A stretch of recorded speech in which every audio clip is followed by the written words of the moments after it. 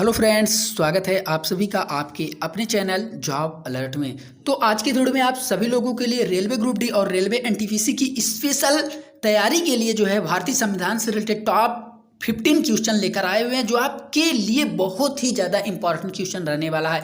अगर आप भी रेलवे ग्रुप डी और रेलवे एनटीपीसी की तैयारी कर रहे हैं तो इन क्वेश्चनों को एक बार ध्यान से जरूर देखना, क्योंकि यही क्वेश्चन हम लेकर आए हुए हैं जो आपकी एग्जाम में आने की बहुत ही ज़्यादा संभावना है। तो चलिए बिना किसी देरी के साथ स्टार्ट कर लेते हैं ये सारे क्वेश्चन। अगर आपको वीडियो पसंद आए तो वीडियो को एक लाइक जरूर कीजिएगा और इसी प्रकार से डेली वीडियो पाने के लिए लाल कलर वाले दिख रहे बटन को दबाकर चैनल को सब्सक्राइब कीजिएगा।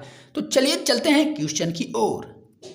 तो आप लोगों के सामने है ये पहला क्वेश्चन। इससे पहले हमने आपको संविधान से रिलेटेड टॉप 15 क्वेश्चन से रूबरू कराया था, जिनमें यही क्वेश्चन था। तो एक बार फिर से हम वही लास्ट क्वेश्चन से शुरुआत करते हैं। तो आप लोगों के सामने है ये पहला क्वेश्चन है कि संविधान सभा की प्रथम बैठक कब हुई थी।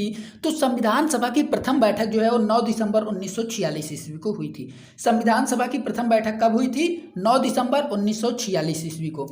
बात आ गई अगर आपके सामने संविधान सभा की दूसरी बैठक कब हुई थी, तो संविधान सभा की जो दूसरी बैठक हुई थी वो 11 दिसंबर 1946 ईस्वी को हुई थी। पहली बैठक 9 दिसंबर 1946, दूसरी बैठक 11 दिसंबर 1946। अगर आपके सामने आ जाए कि संविधान सभा की अंतिम बैठक कब हुई थी, तो संविधान सभा की अंतिम बैठक जो है 24 जनवरी 1950 ईस्वी को हुई थी। ऑप्शन नंबर सी, 24 जनवरी 1950 ईस्वी को संविधान सभा की अंतिम बैठक हुई थी। अगला क्वेश्चन,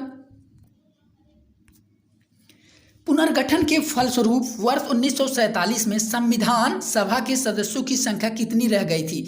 जब पुनर्गठन हो रहा था 1947 में, तो उस समय जो है संविधान सभा के सदस्यों की संख्या कितनी रह गई थी? तो उस समय जो है संविधान सभा में सदस्यों की संख्या जो है 299 संख्या रह गई थी। ऑप्शन नंबर बी, 299 संख्या जो है सदस्यों की संख्या जो है वो रह गई थी। अगला क्वेश्चन, भारतीय संविधान में किस अधिनियम के ढांचे को स्वीकार किया गया है? तो भारतीय संविधान में जो है भारत सरकार अधिनियम 1935 के ढांचे को जो है स्वीकार किया गया है। ऑप्शन नंबर सी, भारत सरकार अधिनियम 1935 के अधिनियम को जो है वो स्वीकार किया गया है। Option number C. अगला क्वेश्चन, पहली बार भारत में राष्ट्रपति शासन कब लागू किया गया? देखिए यहाँ दो प्रकार के क्वेश्चन इस क्वेश्चन में बनने वाले हैं, इसके दो राइट आंसर बनेंगे। सबसे पहले अगर आपके सामने आ जाए कि भारत में राष्ट्रपति शासन कब लागू किया गया, भारत में राष्ट्रपति शासन कब लागू किया गया, तो इसका राइट आंसर हो जाएगा 20 जुलाई 1951 में। भारत में राष्ट्रपति शासन कब लागू किया गया, इसका राइट आंसर 20 जुलाई 1951 होगा। लेकिन अगर आपके सामने आ जाए कि पहली बार भारत में राष्ट्रपति शासन कब लागू किया गया, तो पहली बार भारत में राष्ट्रपति शासन जो है वो 31 जुलाई 1959 ईस्वी को लागू किया गया। 31 जुलाई 1959 ईस्वी को जो है पहली बार भारत में राष्ट्रपति शासन लागू किया गया। किस राज्य में लागू किया गया? तो केरल राज्य में जो है पहली बार लागू किया गया था। कब लागू किया गया था? 31 जुलाई 1959 ईस्वी में। अगला क्वेश्चन, संविधान के अनुच्छेद 1 में भारत को क्या कहा गया है? तो संविधान के अनुच्छेद 1 में भारत को राज्यों का संघ कहा गया है। ऑप्शन नंबर डी, राज्यों का संघ जो है संविधान के अनुच्छेद 1 में भारत को कहा गया है। Option number D.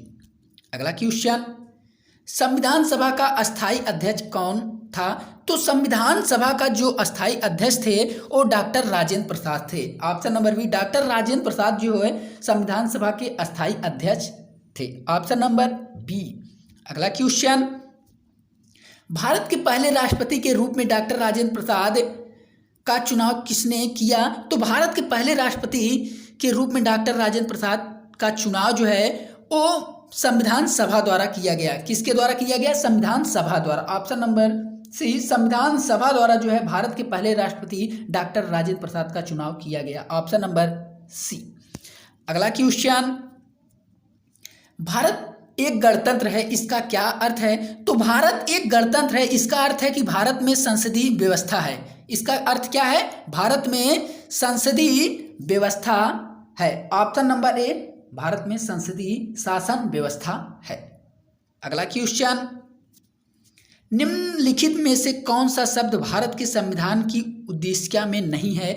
तो लोक कल्याण शब्द जो है वो भारत के संविधान की उद्देशिका में नहीं है। ऑप्शन नंबर डी, लोक कल्याण शब्द जो है वो उद्देशिका में, भारत के संविधान के उद्देशिका में नहीं है।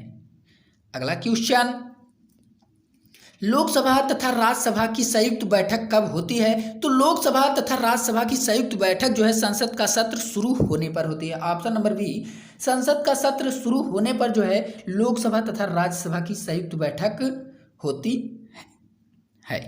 अगला क्वेश्चन, वर्ष 1938 में किस व्यक्ति ने वयस्क मताधिकार के आधार पर संविधान सभा के गठन की मांग की थी?